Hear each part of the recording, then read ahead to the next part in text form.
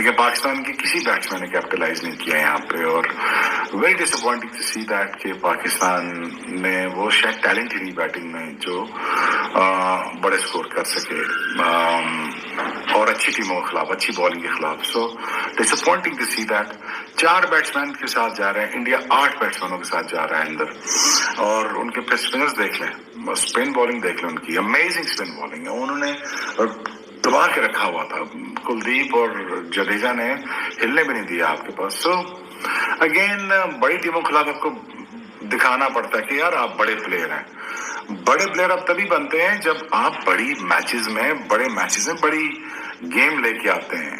ये नहीं होता है कि ठीक है श्रीलंका और बांग्लादेश के खिलाफ आप।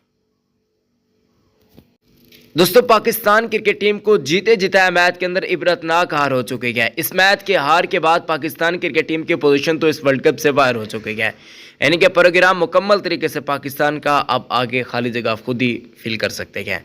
पाकिस्तान क्रिकेट टीम की कारकर्दगी किस घटिया, फजूल, नाकिस प्लेयर की वजह से बर्बाद हो रही है, प्लीज़ आप लोगों ने मुझे कॉमेंट्स के अंदर बताना है किस फारिग प्लेयर को बाहर कर देना चाहिए। ज़रूर कॉमेंट्स के अंदर बताइएगा। अपना बहुत ख्याल रखें दोस्तों, अपने पैरों का बहुत ख्याल रखें। अल्लाह हाफ़िज़।